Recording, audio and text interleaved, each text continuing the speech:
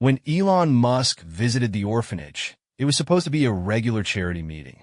But one story changed everything. He heard about a little girl who had been through more than anyone could imagine, and something in his heart shifted. From then on, he decided to do something unique, to create a relief fund that operates exclusively on cryptocurrency. But the most important thing is that he started it with his own Bitcoin wallet. The sky over the city was overcast, casting a muted gray tone over everything. It was one of those days when the air felt thick with something unspoken, a kind of weight that pressed against the senses. It wasn't the kind of day where anyone expected a billionaire to walk into a rundown orphanage. And yet, there he was. Elon Musk had made many public appearances, but this wasn't one of them. There were no cameras, no press releases, no entourage. He had come alone, wearing a simple black jacket and jeans, stepping out of an unmarked vehicle. The building before him was aging, the paint peeling at the edges, the front steps cracked. It wasn't the kind of place that saw many visitors, let alone someone of his status. Inside, the smell of old books and damp would linger in the air. The orphanage was modest, its walls lined with mismatched furniture and shelves filled with well-worn toys. Children's laughter echoed from the far end of the hallway, but there was also a quietness, an undercurrent of reality that weighed heavier than the sound of play. Life here was a cycle of waiting for something to change, for a future that seemed just out of reach. Musk wasn't unfamiliar with hardship. His life, despite its public glamour, had been shaped by challenges. But the kind of struggles these children faced were different. He had come to understand them, to see firsthand what so many only read about in articles and reports. He moved through the halls, observing, absorbing. And then he met her, a young girl, no older than 9, sat by a window, her small frame curled into the corner of a faded couch. Her eyes, wide and observant, carried the weight of someone far older. She didn't look up immediately, as if she had already learned that visitors rarely stayed long enough to matter. When she did, there was no awe, no recognition, just quiet curiosity. She had a book in her lap, one about space. Musk noticed the pages were dog-eared, worn from constant use. He asked her about it, his voice quieter than usual. She hesitated before answering, speaking about stars, about rockets, about the idea that somewhere, far beyond, there was more than just this place. She spoke with the kind of quiet passion that only came from someone who had spent too much time lost in dreams because reality had given her little else. Something in Musk shifted. He had always believed in the power of dreams, in the idea that the right kind of support could turn the impossible into the inevitable. But here, in this orphanage, that belief took on a different weight. It wasn't about sending people to Mars. It was about giving a child the chance to believe that they could have a future worth dreaming about. That night, Musk didn't sleep much. He wasn't sure what exactly had lodged itself in his mind, but he knew that walking away from that moment wasn't an option. He had spent his life solving problems, building solutions where others saw obstacles. This, he realized, was no different. It wasn't just about helping one child. It was about creating something bigger, something that wouldn't just disappear when the news cycle moved on. By morning, an idea had formed. Not a traditional charity, not a temporary donation, but something built on the foundation of what he knew best: technology, innovation, and decentralization. A fund powered entirely by cryptocurrency, with full transparency and accessibility. A system where every donation, every contribution could be tracked and verified, ensuring that help truly reached those who needed it. It was unconventional, and perhaps even idealistic, but that was never something that had stopped him before. Musk didn't believe in half measures.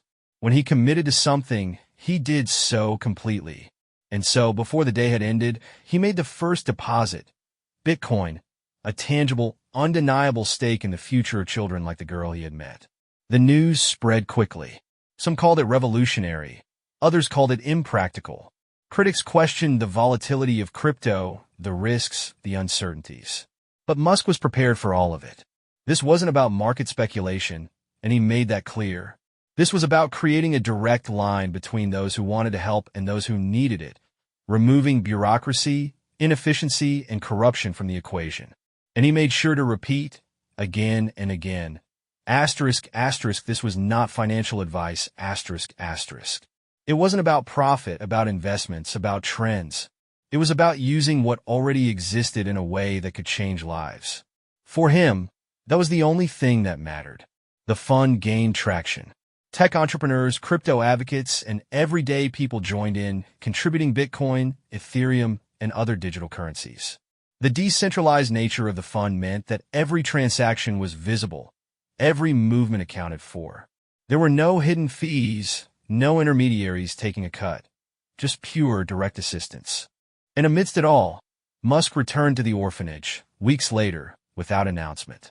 He found the girl in the same place, still reading, still dreaming. Only this time, when she looked up, she smiled. Because now, for the first time, she knew that dreams didn't have to stay locked in books. They could be built piece by piece into something real.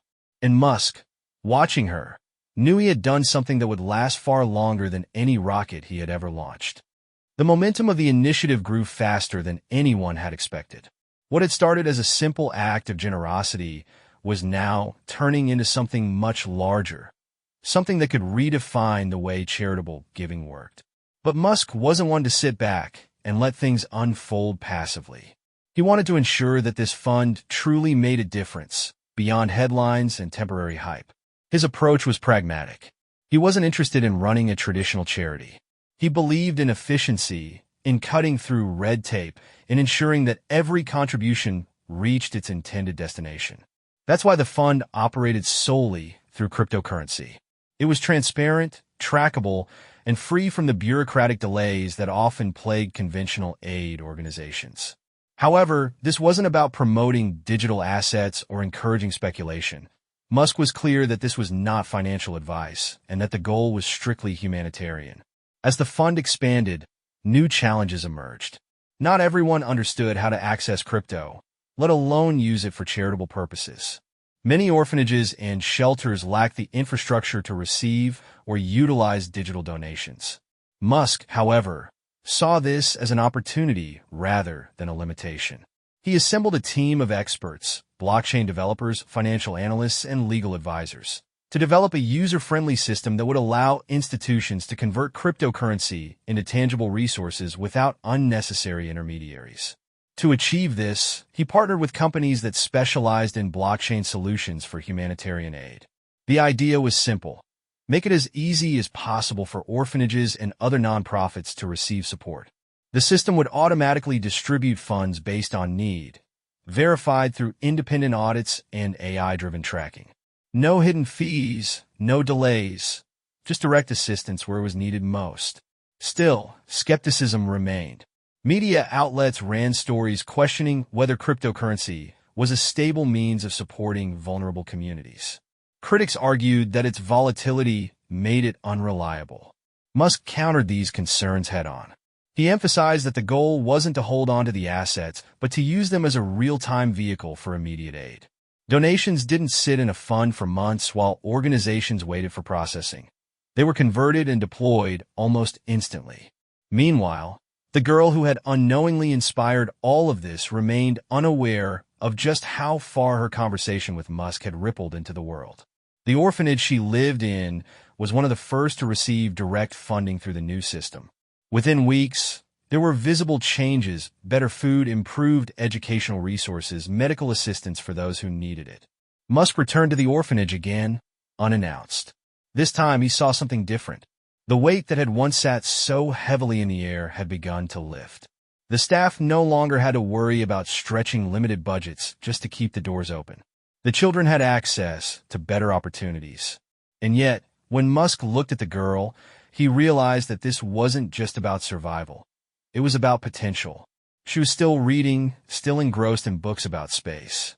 But now, instead of just absorbing knowledge, she was asking questions about physics, engineering, and what it would take to one day build something of her own. That was when Musk knew this couldn't just be about providing for immediate needs. It had to be about building futures. He expanded the fund's mission.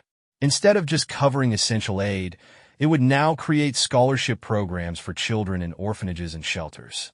Not just generic educational grants, but specialized mentorship opportunities in science, engineering, and technology, fields that could truly change their lives. Every child should have the chance to dream big, no matter where they came from. Through partnerships with universities, tech firms, and research institutions, Musk established a pipeline that would help kids transition from shelters into meaningful careers. And, just like before, the process remained entirely decentralized and transparent, ensuring that funds went directly toward education and development. The impact was immediate. News outlets that had once questioned the project were now reporting on its success. Former skeptics began to acknowledge that, despite its unconventional nature, the fund was achieving real, measurable results. And more than that, it was inspiring others. Philanthropists who had never considered using crypto for charitable giving started exploring similar models. More blockchain developers began working on solutions aimed at humanitarian aid rather than just financial markets. The movement was growing beyond Musk, beyond his original vision. It was becoming something bigger, something self-sustaining. But Musk wasn't concerned with taking credit. He had never started this for publicity, and he wasn't interested in turning it into a personal brand. What mattered was that the system worked, that children like the girl he had met had a better future because of it. And so, while the world continued to talk about the project, Musk did what he always did. He moved on to the next challenge, the next impossible idea that needed solving. Because, in his mind, this was never about him. It was about them. And as long as there were children still waiting for a future, the work wasn't done. The ripple effects of the initiative were undeniable.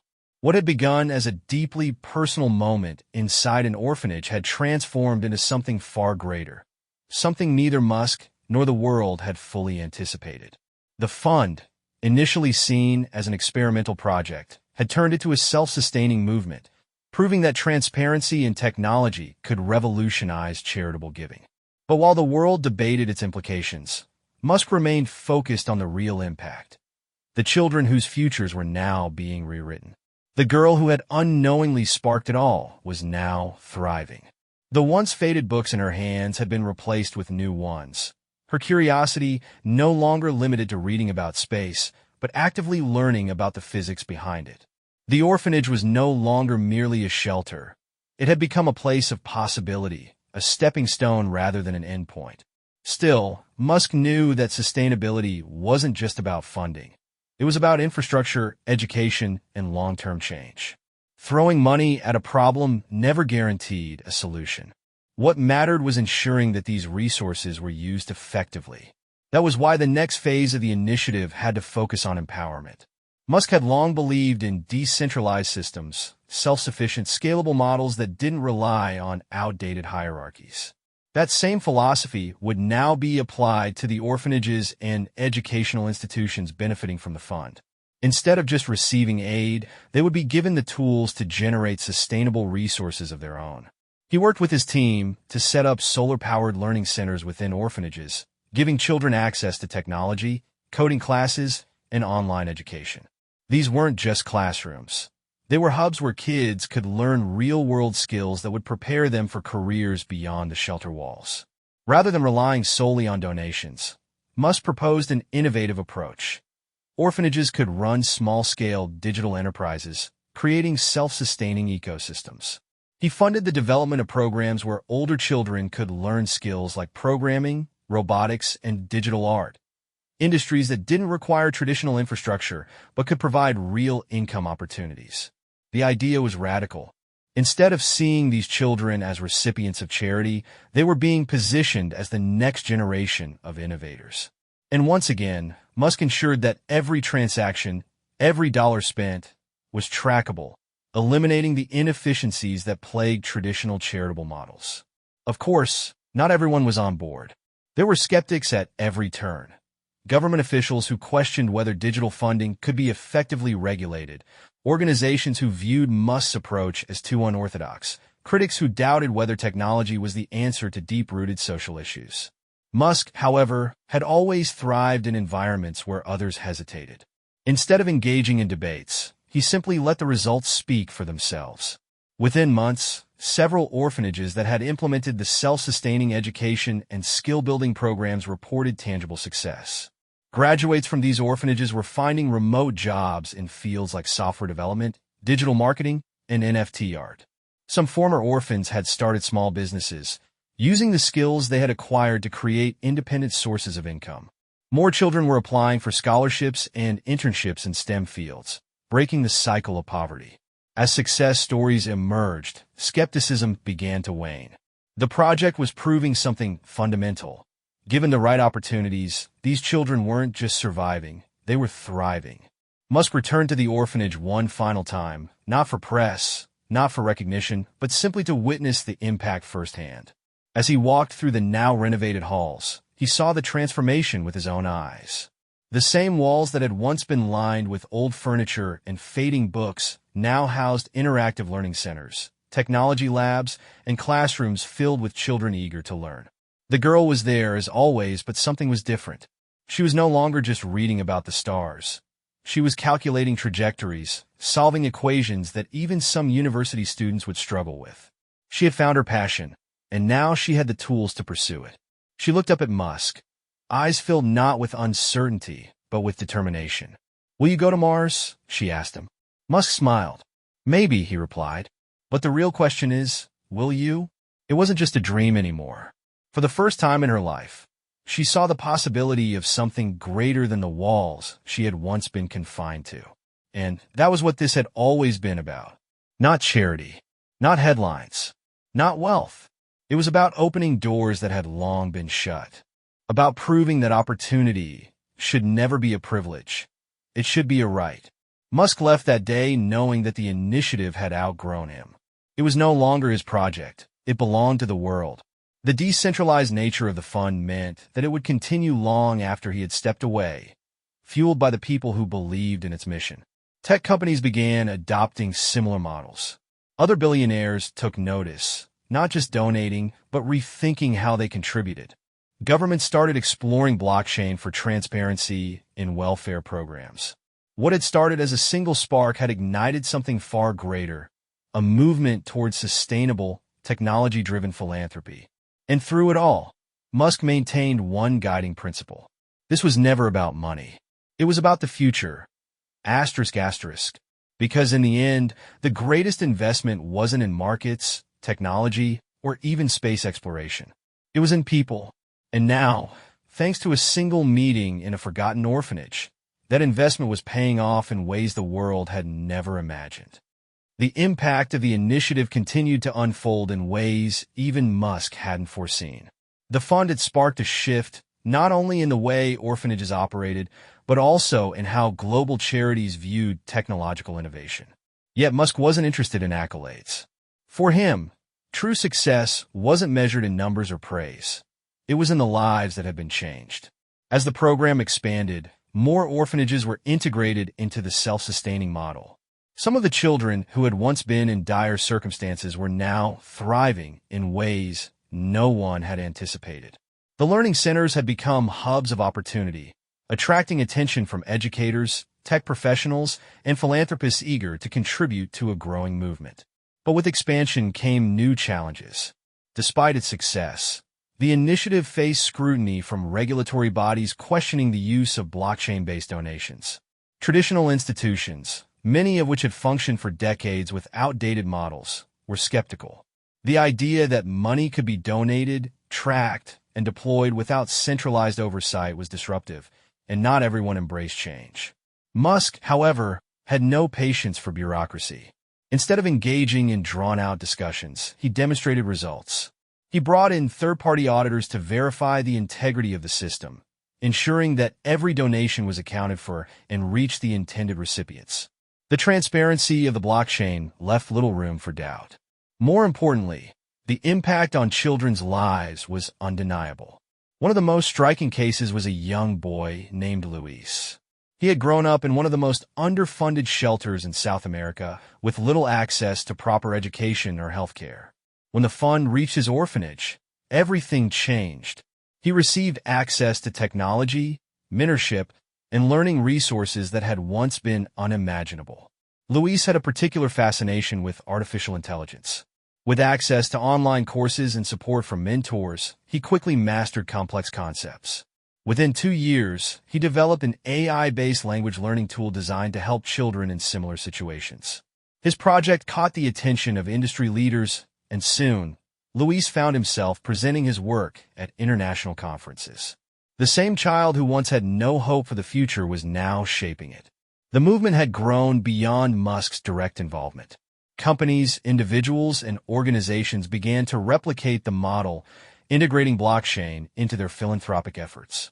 More decentralized charity networks emerged, all driven by the principles of efficiency, accountability, and direct aid. Governments, too, began to take notice.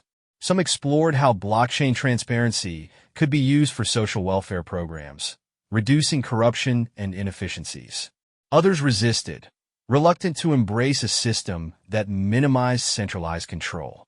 The debate over decentralization in charitable giving became a global conversation, and the fund Musk had established was at the center of it. Despite the growing complexity of the initiative, Musk remained focused on the core mission, ensuring that no child was left without opportunity. He continued to visit orphanages, not for publicity, but to witness firsthand the impact of the project. Each visit reaffirmed his belief that true innovation wasn't just about technology, it was about how that technology could be used to uplift humanity. During one such visit, he met a group of former orphans who had benefited from the program. They had started their own organization, using the same decentralized model to provide aid to displaced children in war-torn regions. Musk listened as they shared their journey, seeing in them the same determination and drive that had fueled his own career. One of them, a young woman named Aisha, had once lived in a refugee camp with no hope for a future.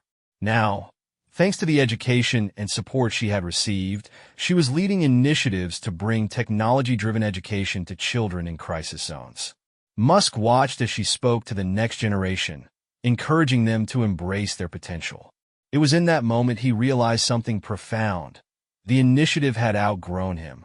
It had become more than just a project.